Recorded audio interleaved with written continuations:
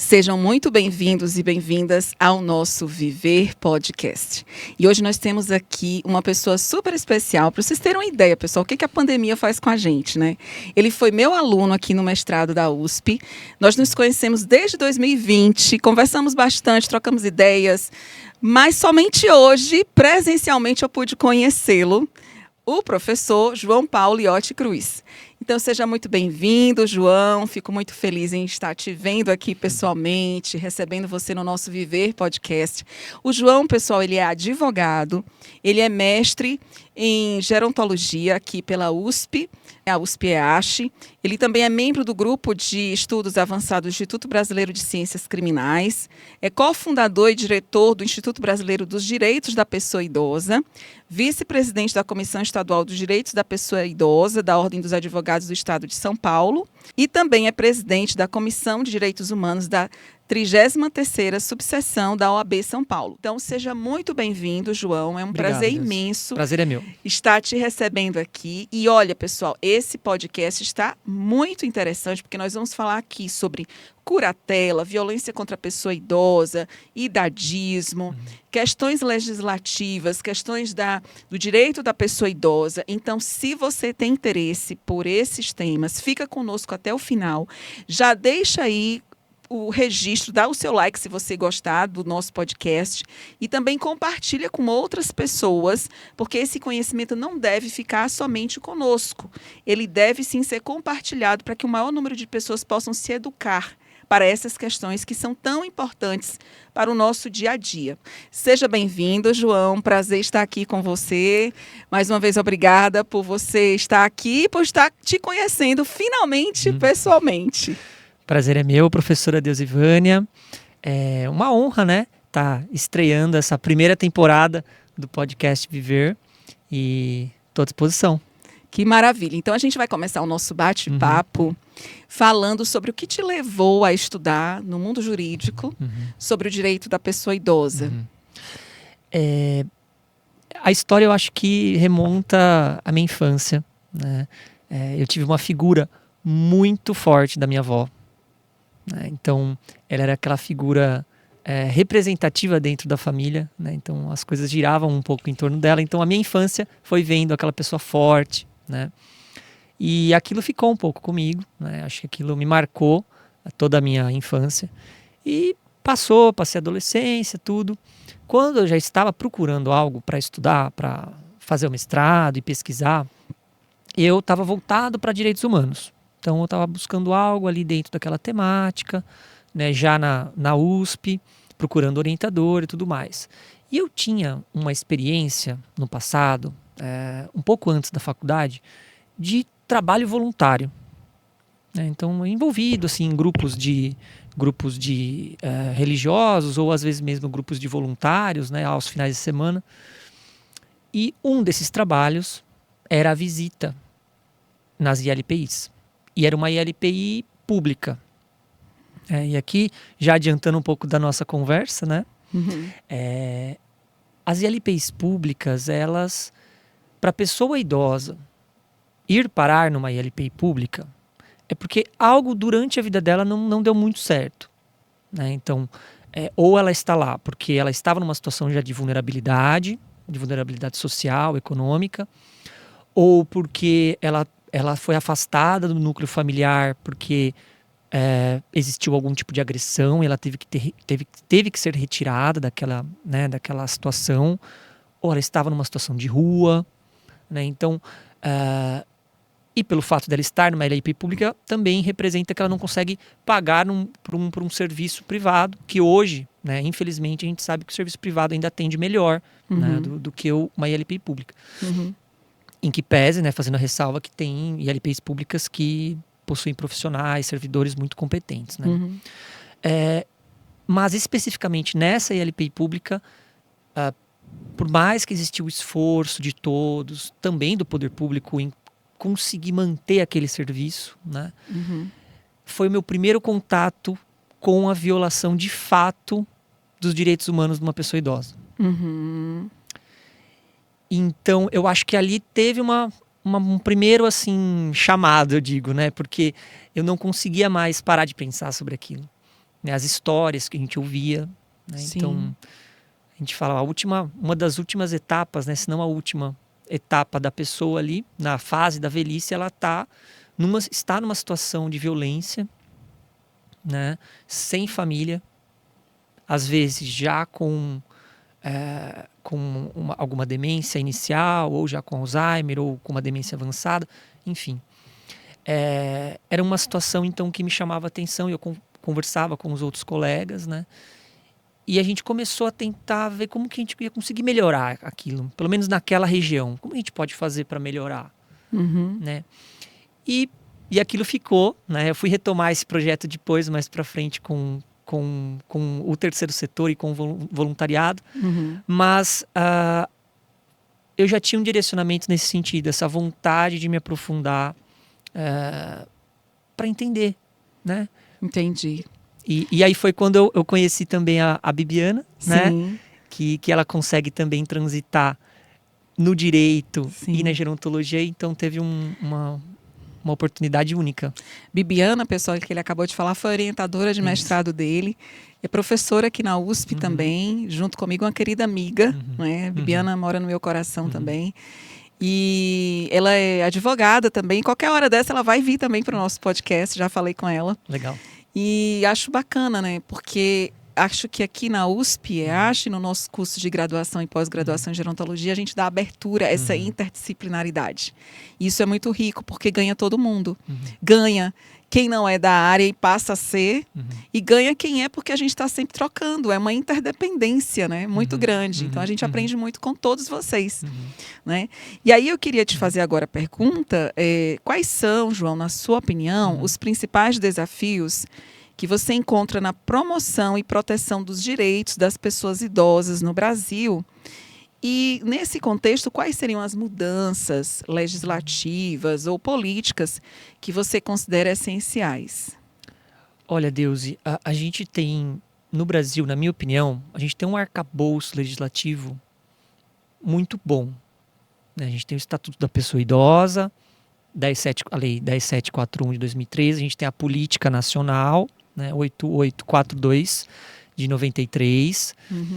Nós temos legislações municipais, que determinado município pode criar alguma legislação específica para determinada região, né, dentro, claro, da sua competência. Nós temos legislações estaduais também. Nós temos os conselhos municipais, que exercem um trabalho exemplar na frente, né, de políticas públicas, né, os conselhos de direitos. Então temos também conselhos municipais, o estadual e o nacional. Né? Nesse sentido, eu não vejo que talvez nesse momento a gente precise de mais leis. Nós temos o direito, né, declarado aqui no âmbito nacional. O que talvez a gente precisa focar seria, eu acho que na conscientização. E na execução dessas leis. E eu fico aqui pensando que são diversas leis, essas leis são lindíssimas, se você for olhar. Agora, na prática, é o mais difícil, né? E eu acredito que, como você está falando, para a gente colocar a prática, a gente também precisa educar as pessoas, especialmente para o envelhecimento. Porque não adianta você vir com uma teoria, você vir com uma lei, se as pessoas não compreendem aquela lei, não tem um senso crítico para fazer valer aquela lei. É mais ou menos isso, né? Qual é a tua perspectiva enquanto advogado nessa... Olha, Deus, é interessante, né, essa reflexão, porque o direito ali, a lei que está escrito, né, quando a gente fala o direito posto, o direito escrito, ele nada mais é do que um reflexo de uma determinada vontade política de determinada época. Ele é um recorte temporal dos valores de uma determinada época. Né? Quando a gente volta no tempo, 1914, 1910, a expectativa de vida era 30 anos, 34 anos. A gente não tinha legislação sobre o tema porque as pessoas não envelheciam. E as que envelheciam talvez de uma forma ruim, né? Sem dignidade. Aquelas que não tinham tantos recursos, acesso à saúde, etc. Então não tinha uma política pública, porque não existia esse fenômeno social na nossa sociedade. Né? E com o tempo a gente vem avançando, A gente está no boom dessa transição demográfica, né? O Brasil está bem atrasado, né? Então, eu acho que assim, existe essa proteção legislativa. O que não existe é uma efetivação, uma conscientização sobre, com os políticos, com o legislativo e o executivo, conseguir alinhar. Isso a gente vai falar também um pouquinho do judiciário, um pouco mais para frente, mas é conseguir efetivar o que já está posto. Uhum. E também eu acho importante essa questão da educação, porque o próprio Estatuto da Pessoa Idosa prevê que as escolas, elas devem incluir a temática do envelhecimento. Você deve conscientizar sobre todo o processo de envelhecimento ao longo da vida. Né? A gente vai ver também que o idadismo ele pode acontecer ao longo da vida. Eu não preciso ser uma pessoa idosa para sofrer idadismo. Então, a política para todas as idades. E por fim, eu acho que dentro desse tema, um ponto que seria talvez um principal ou um pilar para a gente discutir e para o futuro, né, para as outras gerações continuar essa discussão e outros podcasts, inclusive, é sobre o trabalho. Né? A gente tem uma transição tecnológica, a gente está vivendo uma transição tecnológica. A gente está vivendo um problema enorme na questão da previdência social, né, a seguridade social. E eu não sei se a política de proteção aos trabalhadores mais velhos está conseguindo acompanhar essa transição. Né? E foi dentro desse contexto, né, dessa reflexão que eu fui pesquisar, né, junto com a professora Bibiana, e ainda na época nós estávamos ainda vivendo uma pandemia. Sim. A gente não pode esquecer que passamos por um período talvez nunca vivenciado na história. Sim, sim. Né? Então foi dentro desse contexto, né, de trabalhador mais velho, políticas de proteção, pandemia, toda essa mistura, né, que surgiu a vontade de pesquisar e me aprofundar nesse tema. Que interessante. Então vai falar um pouquinho para a gente. Antes, deixa eu só retomar um pouquinho para quem está nos assistindo. Sim. A gente fala idadismo, pessoal, é toda maneira que você sente, que você pensa, as suas crenças em relação à idade. Então, nós temos o idadismo dirigido às pessoas de qualquer idade.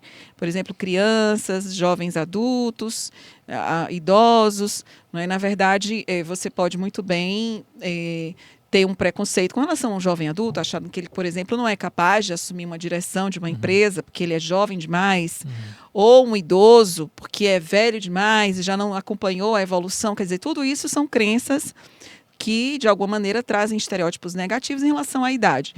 Também é conhecido como etarismo. A gente defende o idadismo porque a própria Organização Mundial da Saúde utiliza mais o termo idadismo nas suas publicações. Então, na mídia, ele é mais conhecido como etarismo. Os jornalistas, em geral, falam mais sobre etarismo. Mas o João, ele fez uma pesquisa aqui na USP com isso, né? Sobre isso, na verdade. E eu queria que você falasse um pouquinho, João. Então, o que você pesquisou? Você pesquisou o idadismo dirigido às pessoas idosas, né? Envolvendo o mercado de trabalho e no contexto da pandemia. Olha só, muitas variáveis. Você gosta, né, de trabalhar realmente. Quase fiquei louco? Sim, com certeza. Né? Você gosta de trabalhar com a população mais vulnerável, né? Assim, pessoas que estão ali no campo de batalha e que estão realmente sofrendo bastante, né? Com todo esse preconceito que ainda há, infelizmente, na nossa sociedade. Então, fala um pouquinho pra gente sobre o teu trabalho. Oh, Deus, você comentou do idadismo, né? E aí tem uma primeira questão que surgiu, assim, logo, né, que chamou a atenção, é que no contexto de trabalho, que envolve, então, ou seja, uma relação de poder. Né? E aqui a gente está falando do trabalho, também fazendo uma distinção de trabalho e emprego. É uma distinção um pouco jurídica, talvez até doutrinária, mas assim, para o pessoal entender de forma, né, assim, bem objetiva, todo trabalho, ele pode ser um emprego. Né? Porque o emprego é aquela pessoa que tem o seu contratinho assinado, o seletista, o servidor, né? Ele tem um vínculo de emprego. Sim. Tá? Ele tem um vínculo de emprego. Então, ele tendo um vínculo de emprego, ele vai estar sujeito a todas as regras trabalhistas que prevê a CLT. Sim. Tá? E temos o trabalho que pode ser qualquer trabalho. Sim. Né? Trabalho autônomo, pode ser até um trabalho voluntário, Sim. né, sem remuneração, qualquer trabalho. Então a gente num primeiro momento a gente não limitou muito essa questão de trabalho e emprego na nossa pesquisa, a gente deixou bem amplo mesmo para ver o que aparecia, né? Sim. E aí a gente já de cara percebeu que as manifestações do idadismo ou do etarismo, né, nas relações de trabalho ou de emprego, elas se davam de forma velada, difícil, sutil. Entre aspas, um preconceito sutil, né? Exato. Velado. Porque é muito difícil você provar. Sim. Né? Porque é diferente de uma agressão, de uma negligência que está ali, que você tem um efeito. Sim. O idadismo ou o etarismo nas relações de trabalho, ele pode se dar ao longo de toda uma relação laboral. Na admissão, no desenvolvimento e no desligamento, na demissão. Então é difícil averiguar e é difícil também mensurar o impacto psicológico que aquele trabalhador ou trabalhadora tem. Né? A gente já tem estudos que mostram um impacto, né, negativo na saúde, né, da pessoa. Sim, casos de ansiedade, depressão. Entra ali como um fator da saúde, né? Burnout. Exato. E aí a gente já coloca, então, o idadismo dentro do idadismo macro, vamos dizer assim. Sim. Porque talvez ele pode se dar, mas normalmente nos estudos ele se mostra de forma organizacional. Sim. Dá um exemplo. Estrutural. Assim, dá um exemplo, porque aqui no nosso o público do nosso Viver Podcast ele é bem eclético. Nós temos cientistas, mas também temos pessoas comuns. Sim. E eu quero justamente popularizar a ciência, né? Traz um pouquinho de um caso prático, por exemplo. Não precisa você falar nome, mas assim, uma espécie de um mini estudo de caso aqui, que você...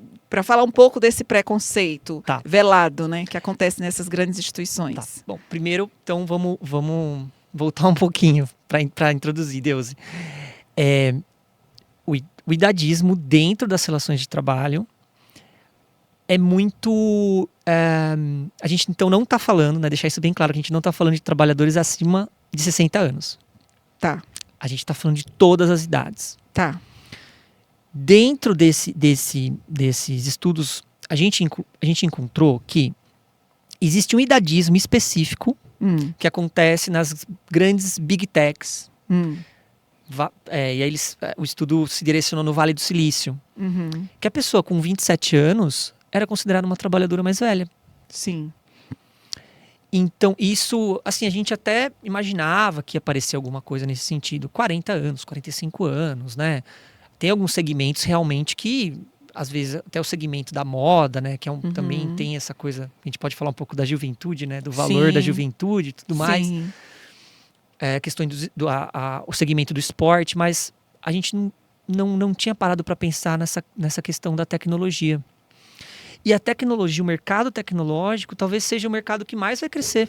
Sim, com certeza. Né? A inteligência artificial. Exato. E aí a gente pensa que as pessoas com 30 anos, vamos colocar assim, já podem ser consideradas trabalhadoras mais velhas e estão sujeitas a sofrer um idadismo, vamos colocar, institucional, né? Aquela organização. E aí, como que se daria isso? Isso, estratégias, na né? Quais seriam as estratégias utilizadas que a gente percebeu? Para dizer assim, vai embora. Tipo assim, você já deu, já era. Não é? A gente percebeu que colocava, né? Então, o trabalhador mais velho aqui, reiterando, trabalhadores de 30, 35 anos, em grupos de trabalhadores ainda mais novos. Sim. Então, tinha acabado de entrar com 20 anos e eles estimulavam ali uma competição geracional de forma velada. A pessoa que não se encaixava, ela começava a se sentir mal por não se encaixar e ia se afastando, ia se desengajando, né? Essa era uma das estratégias. Colocava em um departamento que a pessoa não se encontrava mais. Nossa, que interessante, né? Então, assim, ela não se encontrava através da linguagem, sim, porque ela não conseguia se comunicar, né? Então, é outra, né? Porque é outra fase de vida também, né? Outros valores e tudo mais. Então, o próprio grupo não incluía a pessoa. Entendi. E também aí a empresa não fazia questão de ter políticas públicas intergeracionais que, né, a gente também percebeu que tem estudos que mostram empresas que estão incluindo políticas intergeracionais para evitar esse tipo de conflito. Bom, Sim. uma outra prática Sim. muito interessante é você ir retirando aos poucos a função da pessoa. Sim. Então ela vai tirando, e aí chega uma hora que a pessoa se sente um peso, né? um fardo para a empresa, e ela também acaba entrando num quadro, né, de Depressivo. falta de propósito ali e tudo mais. Sim, que interessante, viu? Muito interessante. Uhum. Porque aí você faz com que a pessoa realmente diga assim, esse lugar não é mais para Isso, mim, isso. isso não me pertence. Isso. E aí o dono da empresa, da grande empresa, o que seja lá o que for, Isso. nem vai ter o trabalho de colocar para Isso, fora, porque a isso. pessoa vai se sentir tão escanteada, tão deixada de lado, que ela mesma vai pedir demissão. Uhum. Porque ela não suporta. Porque uma das coisas, pessoal, que a gente trabalha muito aqui, inclusive em uma das disciplinas que eu ministro, que é psicogerontologia nas relações sociais e familiares, é o quanto realmente nós somos sociáveis. Nós precisamos nos sentir queridos, reconhecidos. Faz parte do ser humano. Nós precisamos desse reconhecimento. Então, imagine uma pessoa que muitas vezes deu a vida para estar ali, ficou muitas vezes distante das relações familiares, das relações com os amigos para poder trabalhar para a empresa. De repente, ele se vê de lado. Isso. E aí ele fala assim, pô, e agora? O que eu faço? Porque em casa eu não tenho mais... Muitas vezes ele deixa até de ter conexão com os próprios familiares. E os familiares também sentem isso. Isso acontece, por exemplo, no caso de uma aposentadoria. Que às vezes a pessoa passa a vida inteira... Perde o status, né, que tinha de toda uma vida, né? Isso, e assim, passa a vida inteira ali, trabalhando no chão de fábrica ou em qualquer outro lugar. Está falando aqui de toda e qualquer instituição. E aí volta para casa, até as pessoas que ficavam em casa, sem aquela pessoa, vão sentir. Pô, se agora está toda hora em casa, né? Tem até uma mudança na estrutura e na dinâmica familiar quando essa pessoa volta. Porque existe o idadismo também nas grandes empresas, mas também existe o idadismo na própria família. De que aí o neto ou o filho começa a dizer, já está velho mesmo. Começa a discriminar, quer dizer, a pessoa sofreu discriminação na empresa, no lugar que ela trabalhava, e vai sofrer discriminação na própria casa, no próprio lar. Porque muitas vezes os filhos e os netos também não foram educados para essa intergeracionalidade e para essa questão de respeito às pessoas em qualquer idade. Deus, você quer colocar ainda mais um ponto... Lenha na fogueira. Quer colocar um pouco de lenha na fogueira? É a gente pensar que, ok, né? Então fica nos estudos claro ali o idadismo institucional, né? Os relatos e tudo mais. Mas e o autoidadismo? Sim. E quando o trabalhador, ele se convence que ele pode realmente, eu acho que eu estou velho para isso. Ou pior, o diretor ou o superior hierárquico ali também tem o autoidadismo e, enfim. Eu fico pensando o quanto que isso pode impactar para essa pessoa também sair. Né? Porque por mais que exista uma empresa que incentive políticas intergeracionais, até que ponto que vai ter adesão e até que ponto que vai ser efetivo se a pessoa não tiver, se a pessoa for, né, autoidadista, né? Sim. Se ela no interior dela, no íntimo dela, achar que ela tá velha para aquilo. Sim. Que não se sente mais capaz. Isso. Aí mistura as crenças de autoeficácia, né? De autoeficácia. Tipo, um senso de autoeficácia baixo, tipo, eu não dou para isso mesmo, junto com as crenças autoidadistas, né? De que realmente não dá mais, já tô velho para isso mesmo, então não sou capaz de aprender. Por exemplo, entre as novas tecnologias, você vê que tem pessoas idosas que abraçam as novas tecnologias, que vão atrás, que vão fazendo estudos. Já tem outras que dizem assim, não, isso não é para mim, isso já é da geração mais nova. Gente, que é isso? Será que existe isso? Será que uma pessoa com 100 anos não é capaz de aprender? Claro que é.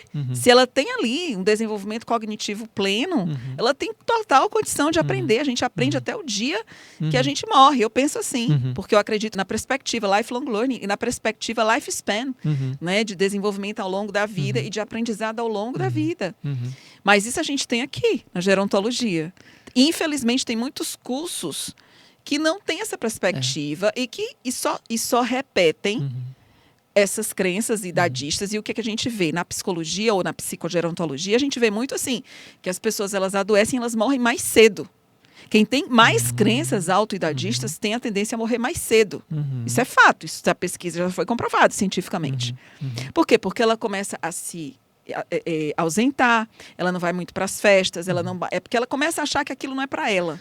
E ela vai perdendo ali o contato social. Você chegou a ver um pouco isso na tua pesquisa? O trabalho, ele tem eu acho que até por conta da Revolução Industrial, enfim, o valor que o trabalho assumiu na nossa sociedade contemporânea, vamos dizer assim. Uhum. O trabalho, ele está muito ligado quem a pessoa é. Uhum. O status, né, que você comentou. Então, por ter, né, essa ligação do trabalho muito próximo ao propósito de vida, hoje em dia, é difícil você criar até políticas públicas, Deusi. É difícil, né? Porque, por exemplo, uma das pesquisas foi a pesquisa jurisprudencial, que deu um trabalhão, né? A gente fez uma pesquisa jurisprudencial em segunda instância, né? Então, já em fase de recurso, dos acórdãos das decisões que foram publicadas durante um determinado período da pandemia. Exatamente para tentar verificar que tipo de ações trabalhistas que foram entradas na pandemia, se teve dispensa por discriminação, se não teve. E não apareceu. Não apareceu. Então, aquela figura que eu imaginei que ia aparecer, que o trabalhador ia entrar com ação porque foi despedido, porque ele foi discriminado por conta da idade, não apareceu. Apareceu um outro tipo de resultado. Mas, né, para comentar o que você colocou, mostra como é sutil. Então, às vezes, o trabalhador ele sofre aquela discriminação. Mas ele se conforma. Mas ele se conforma e fala, mas realmente, é isso. Né? É isso. Então, é uma questão cultural nossa. Sim. Que a gente vai ter que pensar não só a proteção em si das relações de trabalho, né, das relações, mas a gente vai ter que pensar como que a gente vai educar a minha geração, a geração anterior, que serão os próximos, né, próximos legisladores, próximos vereadores, presidentes, juízes, advogados, professores, para tentar mudar essa cultura. Né? Porque isso reflete nas relações de trabalho, né? Inevitavelmente. Nossa, eu fico aqui pensando, né? A pessoa se conforma mesmo, né? Sim. Porque já está entranhado, João, Sim. na cultura. Sim. Tipo assim, eu sou mais um. Sim. Já era esperado. Sim. E aquela coisa eles aprendem, né? A achar que isso é normal. E tudo bem, tá tudo bem. E vida que segue, né? Quando, na verdade, ele poderia ali continuar fazendo o seu trabalho. Tem tanta coisa, né, que pode ser. Não, Deus, e eu penso também, abrindo aqui um parênteses ou um caminho aqui para o pessoal também pensar, uma das coisas que me chamou a atenção foi a questão eu vou colocar esse termo, mas não é o termo correto, uberização das relações de trabalho. O que seria essa uberização? São os contratos de trabalho, essas relações de contrato por aplicativo. Então, é que chama uberização porque foi o mais famoso, né? A questão do Uber. Sim. O motorista que está vinculado ao aplicativo. Isso é uma relação de trabalho. Sim. Pode não ser uma relação de emprego, né? Que alguns questionam na justiça. Mas eu estou vendendo a minha força de trabalho para uma plataforma. Sim. Então, eu estou tendo um labor. Sim. Né? Eu estou despendendo uma energia para concretizar um trabalho. Sim. E aí a gente ficou, né, um tempão assim em reflexão, né, no momento da pesquisa, o quanto que essa transição tecnológica ela está preocupada com a inclusão de trabalhadores que não tiveram, por exemplo, letramento digital. Sim. Ou que não conseguiram, não têm acesso, por exemplo, à tecnologia. Sim. Né, um outro recorte que a gente pode fazer é em relação à vulnerabilidade econômica. Né? E aí a gente pensa como que isso vai se transformar nos próximos anos, que veio com tudo. Né? Hoje em dia a gente talvez não viva sem iFood, sem Uber, Sim, Uber. sim. A gente usa constantemente durante o nosso dia. Hoje mesmo, Sim. para vir aqui, eu peguei um Uber, né? Sim. E por curiosidade, era um trabalhador mais velho. E a gente Sim. foi conversando na viagem. Sim. E aí o questionamento é, né? Até que ponto que nós, como sociedade, como influenciadores desse tema, né? Você que é uma expoente nessa área, pode incentivar as pessoas a pensar sobre isso. Sim. Porque senão nós teremos uma leva de trabalhadores envelhecidos, Sim. né? Trabalhadores que não conseguiram se incluir nesse novo formato, e cada vez mais por conta da transição demográfica. Sim. Né? E os jovens que hoje conseguem acompanhar, pode ser que tenha uma outra revolução tecnológica e sejam eles que daí não consigam acompanhar. Uhum. E aí o reflexo disso é sem emprego, mais vulnerabilidade, maior desigualdade social, falta de recolhimento previdenciário, que não consegue fazer o recolhimento para pagar os outros, Uhum. de gerações anteriores que às vezes sofrem um acidente e precisam ficar afastados. Uhum. Vira um caos. Vira um caos social, exato. Então A idade, ela entra ali como um fator que devia estar central na discussão de políticas públicas. Concordo plenamente. Não é, Deus? E nós não vamos A gente pode estar sendo um pouco utópico? Pode. A gente pode estar dando uma viajada aqui? Pode. Mas é que a gente gosta da área, né, Deus? A gente gosta e eu acho que nós da gerontologia, somos visionários. Sabe por quê? Porque a impressão que eu tenho é que quando a gente começa a falar essas coisas, a gente está vendo a coisa muito mais lá na frente, as pessoas que não... É difícil até para acompanhar. Tem, por exemplo, eu tiro até pela minha área, psicologia, né? Às vezes eu converso com alguns psicólogos mais antigos e alguns até mais novos. E quando eu falo, por exemplo, da psicogerontologia, da importância do envelhecimento, de estudar o envelhecimento da psicologia, ninguém quer falar. Não, isso é coisa... Não, ainda está com aquela ideia de que não precisa falar de velho, porque meu público... Um dia desse eu fui conversar com uma pessoa que é bem um influencer digital também nessa área, que a pessoa pegou e falou assim, não, mas meus seguidores, mesmo na área da psicologia, são bem mais jovens, eles só querem saber de público jovem. Eu digo, é assim? Vai chegar um dia que vai ter gente correndo atrás do meu conhecimento, eu tenho certeza disso, e não vai demorar. Por quê? Porque realmente o mundo está envelhecendo, o Brasil está envelhecendo, mas as pessoas continuam presas àquela ideia de que só os mais jovens, só as crianças é que merecem atenção, de que os velhos são estorvos da sociedade. Isso é muito triste. Isso é super triste. E aí eu queria até agora começar, me veio agora um outro tema para a gente falar sobre isso. A gente que ama o que faz, né? Fala um pouquinho sobre curatela. O que é curatela? Porque muita gente não entende o que é curatela. Como é que a curatela é aplicada no contexto das pessoas idosas? Fala um pouquinho agora, vamos mudar um pouco essa temática e vamos falar sobre isso. Deus, a curatela, ela é um processo. É um processo judicial. Tá prevista no nosso Código Civil. A gente vai lá no artigo 1769, né? A pessoa que está aí com o Google pode digitar lá 1769, curatela, Código Civil, vai ver que tem um capítulo, vamos colocar assim, diversos artigos, se não me engano, 4 ou 5 artigos que descrevem como que será o processo de curatela. O que hoje, né, assim, na atualidade está tendo uma discussão muito grande da curatela? É que talvez ela não se encaixe muito bem na atual discussão da autonomia da pessoa idosa, dos direitos humanos da pessoa idosa. Né? Pessoa idosa como um sujeito de direitos. Então, se busca hoje em dia outros métodos menos assim agressivos no sentido processual. Sim. E que vão impactar menos as relações familiares do que a curatela. A curatela, ela pode ser usada, e aqui é um alerta muito grande, pela nossa experiência, pela que a gente também pesquisa, ela pode ser utilizada, então esse processo, né, que vai ter a figura do curador ou dos curadores, que serão responsáveis por administrar os bens daquela pessoa que está sendo curatelada. Os bens e também as questões de saúde, né? Ou não? Assim, bens, explica um pouquinho, porque... Tá. Cada caso pode ser um caso. Certo. Em geral são os bens. Em geral são os bens e isso já fica estipulado na sentença. Tá. Mas cada caso deve ser analisado com a sua especificidade, tá?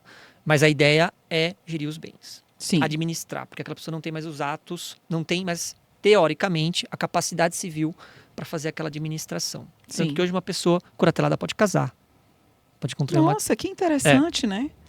E, Quer dizer, ela não é capaz de Isso. gerir os bens, mas Isso. ela é capaz de manter uma relação amorosa com alguém. Isso. O direito tentou, né, assim, ele vem tentando equilibrar esse pratinho da autonomia. Mas flexibilizar, mas ainda a curatela, ela é um processo que gera muito conflito familiar. E por quê, né? Você ainda quer da área da família, né, Deus? Sim. Primeiro que existe uma disputa. É uma situação clássica. Estou falando da minha experiência, até abro aqui um parênteses, né? Minha experiência, né? Uma disputa, às vezes, luz e sombra, assim. Às vezes, quem quer ser o curador, porque às vezes é o filho, ou a filha, o neto, que cuidou daquela pessoa já numa fase de uma doença avançada, ele quer continuar cuidando, e aí um outro filho ou outra pessoa da família não concorda, e aí quer disputar essa curatela. Uhum. Às vezes me parece que o processo de curatela parece um processo de divórcio, é muito similar. Uhum. Porque você tem a criança no meio dali, uhum. né? As adolescente, a criança que fica no meio da briga dos pais. Uhum. E esquece que tem aquela pessoa que precisa de cuidados. E a curatela, por vezes, pode acontecer isso.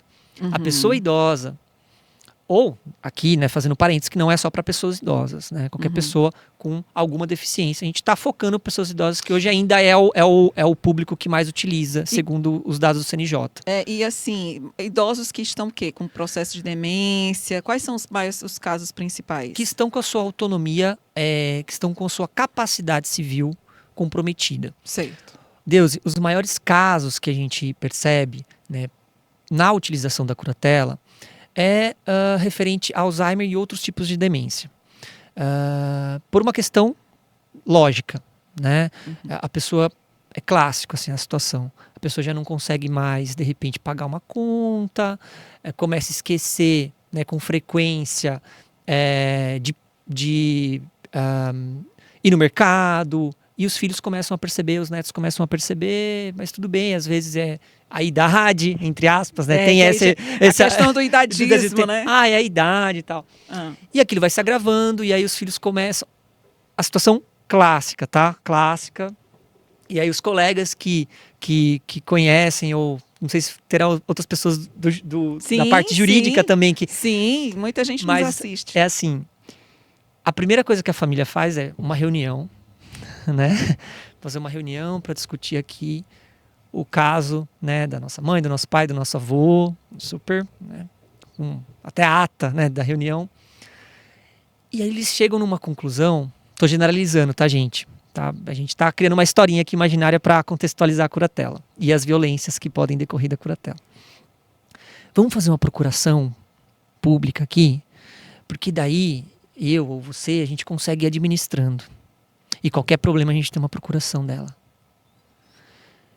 Só que a partir do momento que a pessoa ela está com uma demência, está com Alzheimer, ela não pode fazer uma procuração. Ela não pode. E aí eles levam essa pessoa no cartório. Às vezes até dopam no cartório para a pessoa ficar calma. O cartorário, ele tem a obrigação de fazer algumas perguntas, ver se a pessoa está ali por vontade, mas não é um laudo. Sim. Não é um médico, não é um laudo multidisciplinar que vai atestar. Ele vai fazer algumas perguntas para, se for algo mais evidente, mas às vezes não é, né, Deus? Você sabe que às vezes a pessoa pode estar num bom dia e eles pegam aquele bom dia que a pessoa acordou boa para levar no cartório. Sim. Ou eles chamam o cartorário para ir até a casa num dia que a pessoa tá bom para fazer. E aí começa uma sequência de violações. Então, às vezes eu falo que a curatela pode ser uma perpetuação de uma violência psicológica que já está acontecendo, uma violência financeira que já está acontecendo. Então tem que tomar muito cuidado. E por isso é a importância de profissionais qualificados, né? E aqui começa com talvez o advogado, a advogada, de falar, mas aqui vamos ter que corrigir tudo isso que aconteceu, né? O próprio juiz, o Ministério Público, né? Os familiares ter essa consciência, porque se alguém da família tiver essa consciência, fala, não, gente, mas espera aí, será que a gente pode fazer isso? Será que você pode ficar com o cartão magnético da pessoa? E aqui já estou fazendo um link com os crimes os crimes previstos no Estatuto da Pessoa Idosa. Então a gente tem a procuração. Você não pode fazer uma procuração de alguém que não tem o discernimento para aquilo. Bem, né? Bem básico, né? Para quem quiser dar uma pesquisada, Estatuto da Pessoa Idosa, artigo 92, se não me falha a memória, para frente, você tem o capítulo dos crimes e tem o crime específico da procuração. Cartão magnético. Reter o cartão magnético. E a gente vai, né, no dia a dia conversando com as pessoas e é o que mais acontece. Porque a primeira coisa que a pessoa faz quando percebe esse tipo de manifestação na família é proteger o patrimônio. Então, o discurso de proteção, a pessoa pode às vezes nem estar de má fé. Pode ser que ela não esteja de má fé, mas ela quer proteger o patrimônio.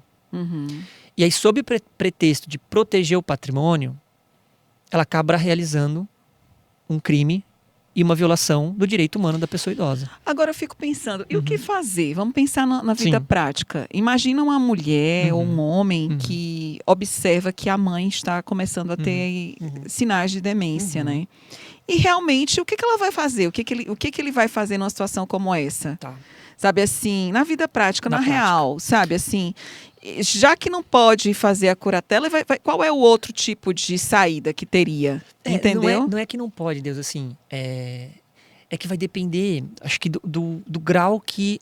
De demência. Porque assim... Do estágio, se é no estágio inicial, então quanto mais cedo, melhor. Nossa, sim. Porque a pessoa tem anuência, ela vai dar anuência. Olha, meu filho, é você. Ela pode fazer uma tomada de decisão apoiada. Entendi. Às vezes as pessoas começam a perceber que a pessoa está com a doença de Alzheimer ou outro tipo de demência quando já está no estágio moderado. Justamente por quê? Porque acha que aquilo ali é coisa da idade. Você falou, eu vou falar por mim. Eu mesma, quando a minha avó desenvolveu a doença de Alzheimer em 2002, eu não tinha ainda, isso há 22 anos, né? Eu não tinha ainda o conhecimento, quisera eu ter o conhecimento que eu tenho hoje. Eu não tinha. E olha que eu já estava fazendo um doutorado em psicologia. Eu nunca tinha tido uma disciplina na época que falasse sobre demência. Até posso ter tido assim, uma aula muito rapidamente. Mas assim, eu mesma no início, eu achava que era coisa da idade. Eu mesma fui idadista. Eu assumo aí a minha ignorância. Graças a Deus, a educação me transformou. A educação para o envelhecimento. Hoje eu já sinto faro, de longe, né, o que é a educação na nossa vida, né, João? Então, nesse caso, eu acho que realmente vale a pena. E olha, você falando sobre isso, eu me recordo que eu fui voluntária, eu também sou do time dos voluntários. Eu fui voluntária durante um período numa vara da família, lá em João Pessoa. Eu era recém-doutora em psicologia e era professora de psicologia jurídica, que também foi uma grande paixão. E como professora de psicologia jurídica, eu também me ofereci a ser voluntária da vara de família. E por algumas fazer uma mediação, para fazer uma mediação. Por várias vezes eu cheguei a fazer mediação de conflitos familiares envolvendo a curatela. Olha só. Envolvendo, por exemplo, extorsão. E tinha disputa. Disputa de poder, disputa de guarda. Entendeu? Então, assim, a gente chegava aí com a equipe interdisciplinar, visitar a casa da pessoa idosa. Isso faz o quê? Isso 2006, já faz um tempo, né? Mas eu tenho essas lembranças muito vivas, porque nós íamos com o grupo e a gente via muitas vezes alguns sinais de violência. A gente chamava a pessoa para ir para a vara, para a gente conversar fazia exigíamos, né, que todos estivessem, e fazíamos mediação de conflitos familiares. Olha só. Então eu já protagonizei, né, essas cenas e vi o sofrimento das famílias. E a gente via que realmente, às vezes, quem ficava como sendo o procurador extorquia dinheiro, desviava dinheiro. Aí os irmãos iam... Não, eu não acredito que ele está fazendo isso com a mamãe. Ele quer o mais leal. Entendeu? Aí entra a questão dos conflitos de lealdade. Não, Deus. E assim, o que a gente fala, suspeitou?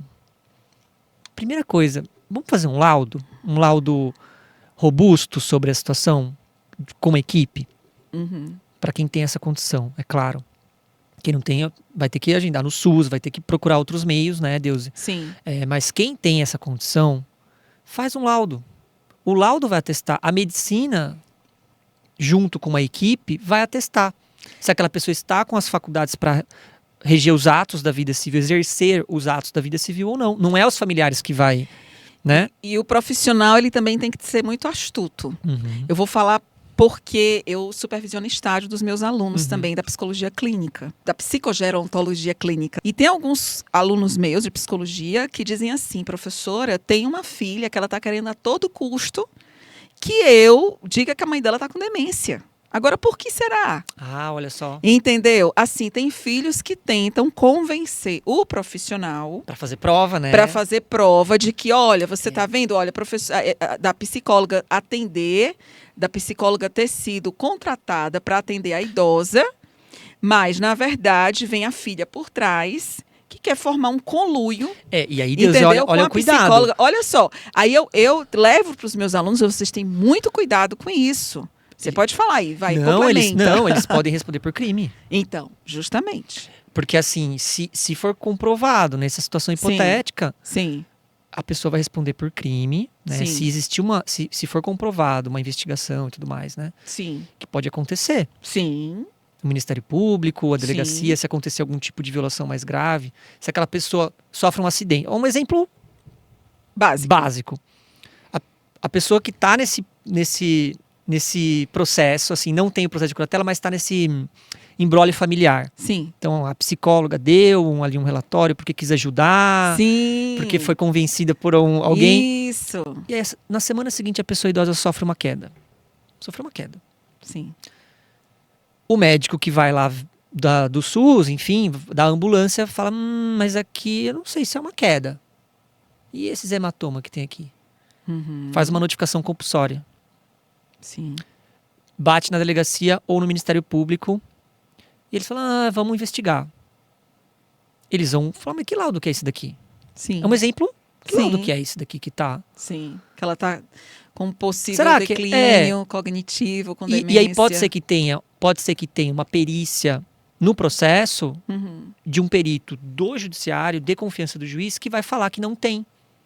Isso. E aí vai ter um laudo de alguém falando que... E aí pode gerar algum tipo de... Se for uma coisa muito, né, assim, distante, se for a gente está colocando uma situação de fraude, né? Sim. Uma questão que não tem... Sim, que realmente a pessoa ali não tinha certeza e enfim. E acabou sendo seduzida. Isso. É o que eu falo muito para os meus alunos. É por isso que eu acho tão importante o ensino da psicogerontologia. Nos cursos de graduação em gerontologia, nos cursos de graduação em psicologia. Em gerontologia, de qualquer curso, mas principalmente em psicologia. Eu vou mais longe. Se tivesse uma especialização de direitos da pessoa idosa, assim, de amplamente, teria que ter algum curso teria que ter uma matéria nesse sentido. Porque muda tudo, esse olhar. Você teve minha disciplina aqui. Muda tudo. Muda tudo. Olha só, você é a prova viva. A prova viva, né? Você teve minha disciplina aqui na USP, né? De psicogerontologia. Isso. E o que impactou? Tudo. Olha aí. Impactou tudo, porque... Olha aí que maravilha. É antes e depois, né? Porque a gente quando recebe a família, antes de, vamos dizer assim, abrir esse buraco na cabeça da gerontologia, que é um buraco, aquele... Antes de você ter passado pela psicogerontologia. Como é que fala aquele buraco negro que não tem fim, né? Você estudar o envelhecimento. Você tinha um olhar muito técnico do processo. E idadista. Total. Fazendo aqui também a culpa. Total idadista. Porque assim, eu tinha um olhar técnico. Então então aqui tá o laudo. Então aqui o médico tá falando que CID Alzheimer, tá tomando remédio para Alzheimer, como tá, beleza. Quem que vai ser o curador? Quais são as provas? Eu nem conversava com a pessoa.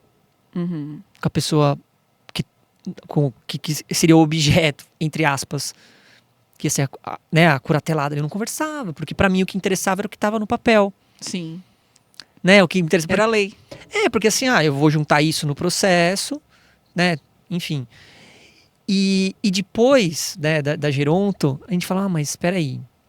Será que está tendo algum conflito familiar aqui que precisa ser analisado? Será que essa pessoa realmente precisa ser curatelada? Ou será que isso é mais uma vaidade da família? Ou existe outra coisa? Mas será que é realmente? Então eu acho que o grande divisor de águas foi: será que é questão de curatela? Porque a gente vê que Pode ser que não, pode ser que se resolva de outra forma, sem criar tanto problema familiar. O processo de curatela, eu falo que assim, é um processo ad eternum, é um processo onde o tempo reside num processo de curatela. Qual que é o final do processo de curatela? No contexto Alzheimer, por exemplo. É uma doença progressiva, degenerativa. A pessoa não vai melhorar.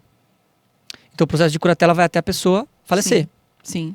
Então o curador, ou vários curadores que podem ter troca, vai até o final daquele processo. Porque pode ser mais do que um, né? Pode durar décadas, Deusi, um processo de curatela. Décadas. Né? Você sabe melhor que eu, às vezes um Alzheimer ele dura muitos anos. Sim, tem e a pessoa pode viver bem também. Né? Hoje a gente tem pessoas com 30 anos desenvolvendo Alzheimer. A gente teve 40, um caso de 45. Tem 40, tem de 40. E então, assim, se o profissional não estiver preparado, sim. Né, não vai, o processo ele não vai se resolver 2 anos. Sim. É um processo que o escritório, que todo mundo, todos os profissionais envolvidos, o médico da família, o psicólogo da família, sim. Né? Às vezes o próprio promotor que acompanha no começo já trocou várias vezes ao longo do processo. Então,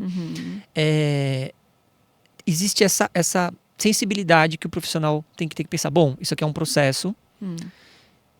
Está acontecendo alguma violação aqui? Sim. Será que esse processo vai ser um instrumento de perpetuação dessa violência que posso usar como forma de violência? Não. Sim.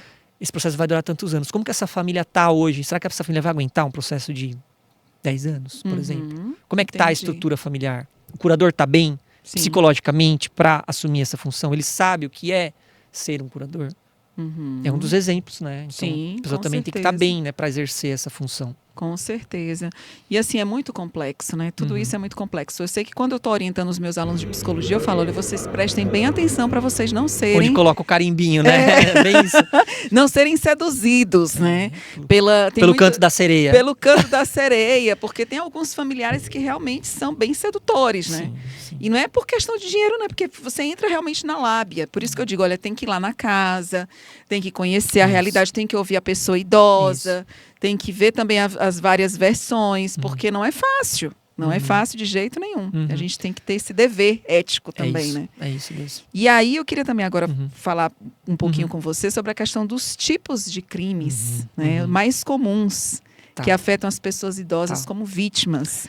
Né? Porque eu acho que é uma área também criminal que você atua. E eu queria ouvir um pouco de você sobre isso. Deusi, a gente já falou um pouco de alguns crimes ao longo do episódio. Né? Eu vou reforçar alguns que são os que mais aparecem no dia a dia, né, na minha experiência. Mas eu não posso deixar de destacar que a violência física, ela ainda é, no ranking, pelo menos do Disque 100, né, o que mais aparece de denúncias, tanto no estado de São Paulo como no nacional. Vamos elencar aqui violência física, psicológica, negligência e exploração financeira. Sim. São os 4 mais comuns. E nós estamos no mês de conscientização isso. Né, da violência contra a pessoa idosa. Exato. Né? O Junho Violeta, né? O Junho Violeta. E eu digo que a violência, talvez a psicológica, né, isso é uma percepção também de outros colegas que atuam na área, tudo começa com a violência psicológica. É a fonte ali de outras violências. Então, vamos imaginar, começa com por exemplo, um familiar. E aqui, né, destacando que as violências acontecem, em sua maioria, no núcleo familiar. Sim. A violência é feita por filhos, netos, na maioria das vezes. Então, e aí é uma característica específica desse crime, porque a própria pessoa que sofre essa violência, por vezes, por conta desse laço familiar, ela não quer denunciar. Ela não quer investigar, ela aceita essa violência. É claro, tem todo um contexto, mas assim, esse é um problema. E se ela tem crenças autoidadistas, pior ainda. A crença autoidadista favorece a violência. Porque ela diz, eu já estou velha mesmo, não presto para nada. Exato. Então, se eles me espancarem, é porque tem que ser mesmo. Né? É difícil. E às vezes essa violência psicológica é sutil. Sim. Pode durar anos, que a gente estava conversando. E a pessoa nem percebe que ela está sendo, né, psicologicamente ali, sendo colocada para baixo às vezes, né? Vamos falar o termo, né, bem subestimando. Simples. A pessoa subestima destruindo a a autoestima da pessoa. Sim. Né? Você não é boa para isso, você não vai conseguir isso. Gritando. desdenhando. E assim, a evolução, tem até um violentrômetro que a gente utiliza muito na violência contra a mulher, que começa com as falas, né? Normalmente, né, o homem tirando a autoestima da pessoa, e aí aquilo vai minando. Vai minando e vai escalando a violência. Começa com um soco na parede, batendo na mesa, gritos, né? Aquela coisa de violência, né? Aquela coisa agressiva, e até chegar numa violência física. Então, é uma escala. Então, a gente tenta trazer esse raciocínio, por analogia, à violência contra a pessoa idosa também. Então, começa de uma forma sutil e vai escalando. Quando vai ver, o familiar já está com o cartão magnético, já está com uma procuração. Às vezes a pessoa idosa já nem sai mais de casa. E ainda, se for uma pessoa idosa que está com alguma doença, que seja com um Alzheimer inicial, né, ou outro tipo de demência, já pode estar sofrendo uma violência. E ainda depois essa pessoa pode entrar com o processo de curatela e manter, instrumentalizar tudo. Entendi. Deixar, né, conseguir, através da burocracia, manter aquele cenário. Então, o que eu digo assim, a violência física é a mais fácil para você ver. Então, a pessoa vai... Também uma situação muito comum e clássica. A pessoa vai num postinho de atendimento, ou vai no hospital ser atendida. A pessoa idosa que sofre uma violência física na casa dela. Sofre uma violência física. O familiar vai junto, o agressor vai junto. O agressor entra dentro do consultório, junto, né, com a pessoa. E se a pessoa ali, o médico, ou até a enfermeira, né, a enfermeira vê alguma coisa e perguntar, quem responde não é a pessoa idosa, é o agressor que responde por ela. Não, isso aqui foi... Ela caiu ali, bateu. A pessoa idosa fica quieta. Porque ela já está tão sem autoestima que ela não tem mais nem voz para falar. E aí ela tem medo de, às vezes, falar e falar, não, mas se eu falar, ele vai ser preso, ela vai ser presa. Se eu falar, eu vou... Quem vai ficar, né? Quem vai ficar comigo? Às vezes é o marido, né? Que é o agressor. Então tem isso também, né? Como que você vai denunciar o próprio filho? E tem a dependência aprendida. A dependência aprendida. A pessoa... Eu tenho estudado... Sabe o que eu tenho lido? Eu não paro, né? Deus. Neurolaw. Já ouviu falar? Não. Então mais uma para você estudar. Vou te passar alguns artigos científicos que eu tenho lido, que é uma área que tem crescido no âmbito jurídico. Como é que chama? Neurolaw. Neuro de neurociência de law de... e law de lei. Então é a junção. Olha. A junção da neurociência com o direito. Olha isso, sua antiga professora, né? Nossa, não sou mais, olha, tô te dando... ensinando. Neurolaw. Continua ensinando. Olha. Neurolaw, eu tenho lido alguns artigos científicos sobre isso. Eu vou te passar. Tá. São bem atuais. É porque eu tenho estudado muito neurociências também. E aí, nesses artigos que eu tenho lido, eles têm entendido que alguns processos neurológicos, nesse processo de violência, eles vão se tornando mais fortalecidos. E aí a pessoa aprende, e tem muito a ver com estilo de apego também, tá? E eu gostei de estudar por causa disso, porque mistura um pouco de psicologia, de neurociência e de direito. Então, tudo que eu sempre... Então, por exemplo, Deus, eu sofro uma violência por anos. Sim, neurologicamente... Eu não consigo visualizar mais que aquilo é uma violência. Sim, neurologicamente, alguns circuitos, né, da circuitaria cerebral acabam se acostumando com aquilo ali, alguns pontos. É bem complexo isso aí, tá? Não é que a pessoa... E ainda junta com a questão do apego, porque você sabe que aí já... Eu não sei se você se recorda, uma das aulas que eu ministrei na disciplina era sobre estilo de apego. Que você tem um estilo de apego, você pode ter um estilo de apego seguro ou você pode ter um estilo de apego inseguro. Então, uma pessoa que tem um estilo de apego inseguro, por exemplo, evitativo, ansioso, ambivalente... ela muitas vezes pode se acostumar. Ela entrou no mundo, ela foi cuidada por cuidadores que ensinaram para ela que a melhor forma de amar e ser amada era evitando o outro. Olha. Ou agredindo o outro, porque você também se apega ao agressor. Você não aprende a amar só por amor, por eu te dar beijo, por eu te dar abraço, por eu te dar comida, alimento. Não, você também se apega pelas agressões que eu causo em você. Você tem um estilo de apego em que é um ansioso ambivalente que acaba muitas vezes você... Olha só. Olha o nome, ansioso ambivalente. A pessoa muitas vezes fica... fica ansiosa e ambivalente, porque a pessoa morde e assopra. Horas ela Ambivalente te abraça, mesmo no sentido de oposto de oposto. mesmo. Horas ela te dá o que você quer, mas horas ela te fere. Existe Olha. isso na relação mãe-bebê. E existe um estilo de apego mais complicado ainda, que é o estilo de apego desorganizado. Inseguro, desorganizado. A criança, muitas vezes, ela sofre realmente abusos psicológicos, físicos. Ela vive, muitas vezes, numa família caótica. E aí ela acaba, muitas vezes, se acostumando com isso, entre aspas, que foi a maneira que ela aprendeu de amar e ser amada, de cuidar e ser cuidada. E quando ela cresce, ela procura pessoas, pares, românticos, para se relacionar, que repetem esse padrão inicial, ou até mesmo amizades que vão repetir esse padrão inicial. E isso acaba também afetando o nosso aspecto neurológico.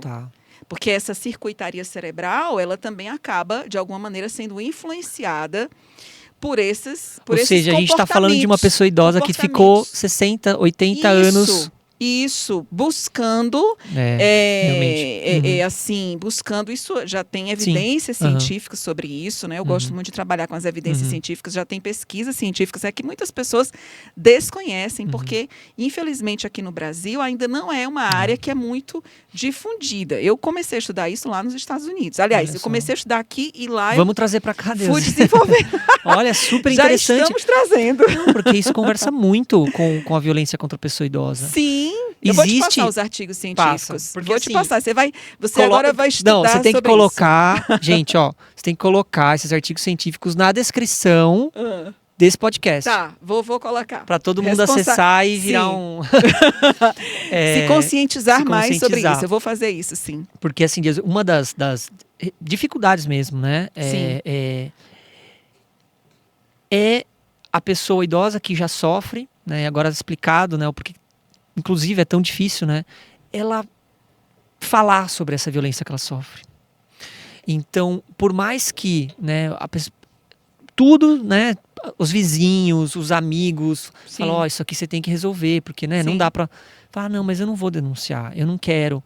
Então, voltando naquela situação do médico, o filho, a filha, neto, quem estiver acompanhando que na nossa hipótese é o agressor, vai falar, não, ela caiu da escada. Sim. O médico vai perguntar, é verdade, né? Sim.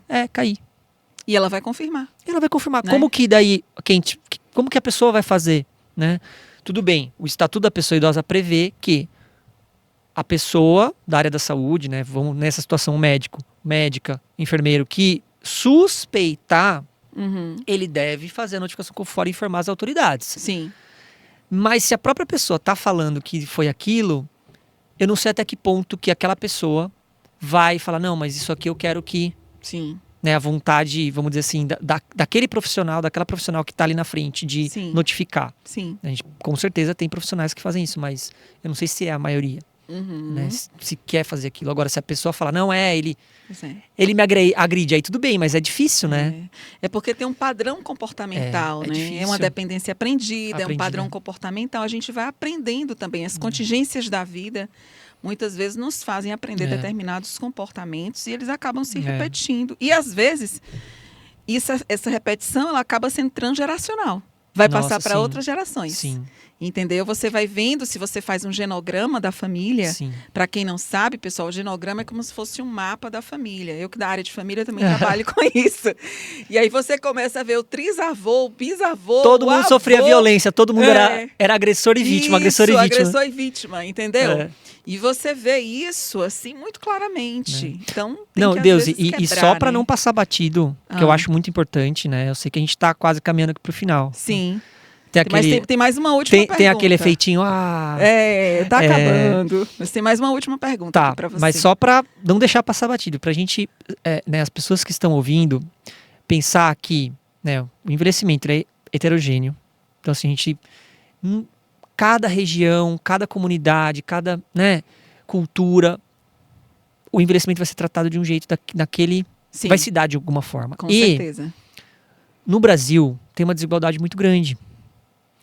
Então, tudo que a gente está conversando aqui, a gente né, é obrigado a destacar que a gente precisa de políticas públicas, principalmente para as pessoas que já estão numa situação de vulnerabilidade. Sim. que, por vezes, a pessoa idosa que sofre a violência, né, dentro desse contexto de vulnerabilidade, por exemplo, econômica, ela é a única pessoa da família que recebe, por exemplo, a aposentadoria. E que mantém essa família. E ela ainda é vítima da própria agressão. Triste. Então, é bem complexo. É por isso que, né, eu te parabenizo, né, pela essa iniciativa, porque é um momento também de fala pra gente, talvez, expor, né, essas feridas de forma livre, aberta, né? Sim. O nosso objetivo aqui é conscientizar as pessoas. O Viver Podcast, ele tem esse objetivo de sair dos muros da universidade, né? A gente produz muito saber, e um saber que não deve ficar aqui entre as paredes da USP. Democratizar o conhecimento. Temos que democratizar o conhecimento, sem dúvida alguma. Todo mundo ganha, né? A gente quer educar as pessoas para envelhecer bem, envelhecer melhor, né?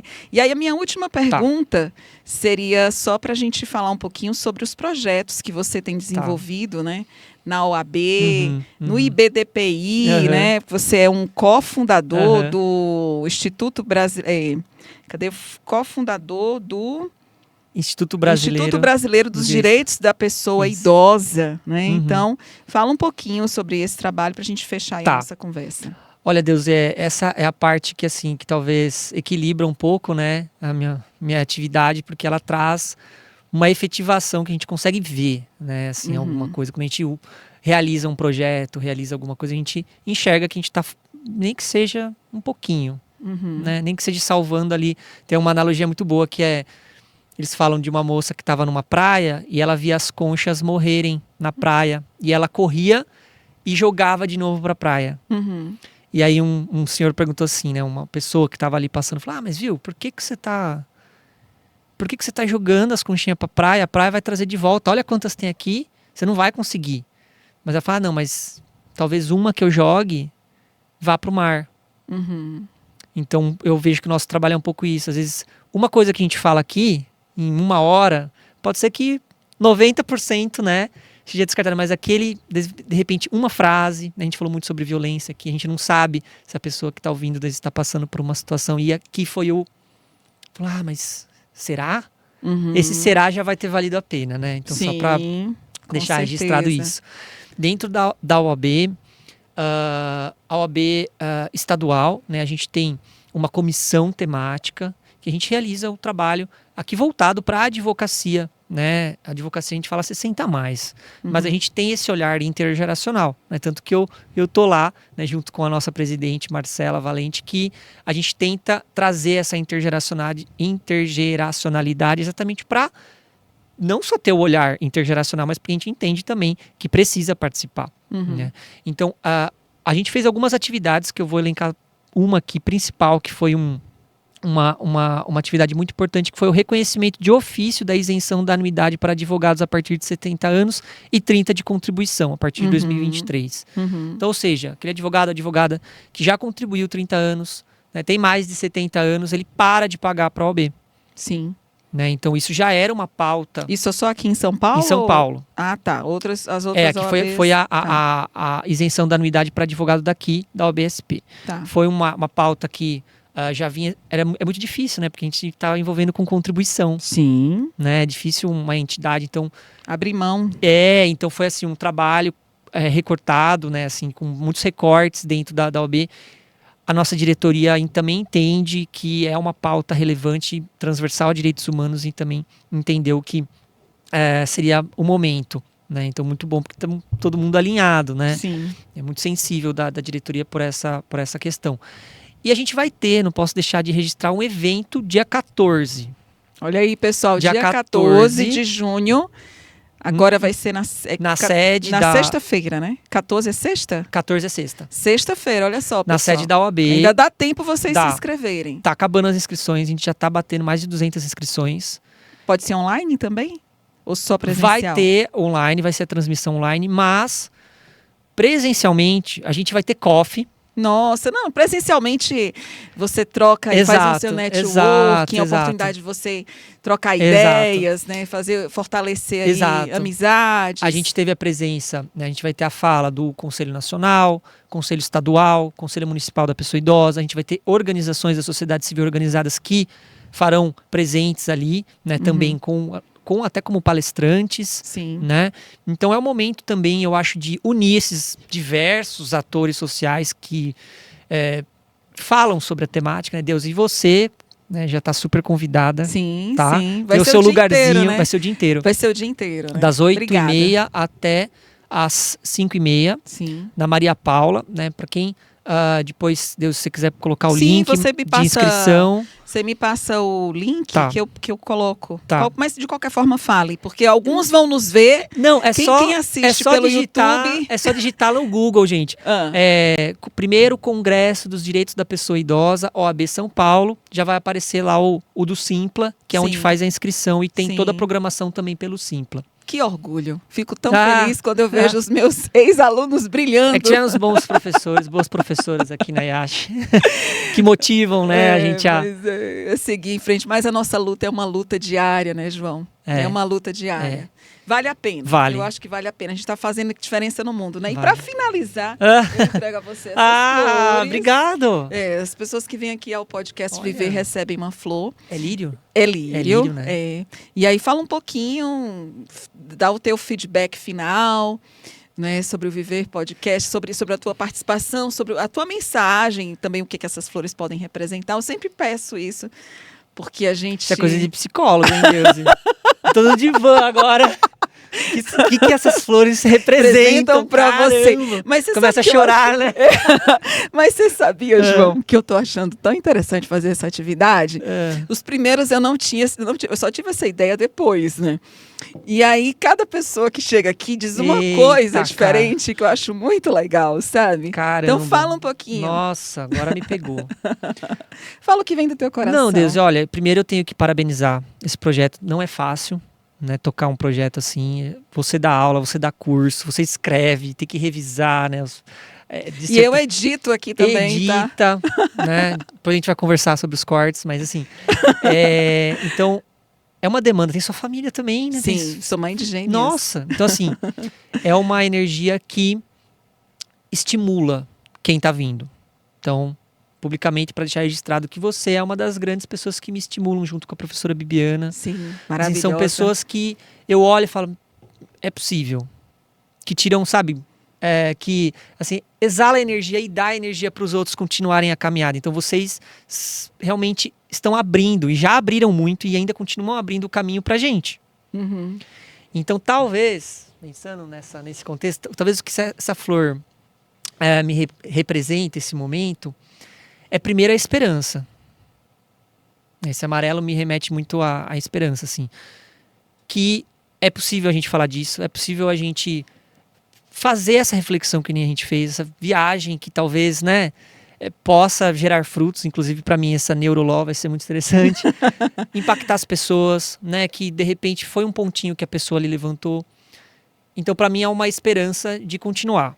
Então, para mim, eu acho que esse podcast esse projeto, que eu acho que não é só o podcast em si, mas é todo um conjunto, né? Eu acho que é um trabalho que já vem... Primeiro, que você teve que pensar muito antes, o que você ia falar, o direcionamento e o fruto que isso vai dar. Né? Porque uma vez na internet, a gente não sabe o que pode... Né? Vai ficar quem vai assistir. Né? Então, assim, eu vejo como esperança, Deus. E essa palavra mesmo de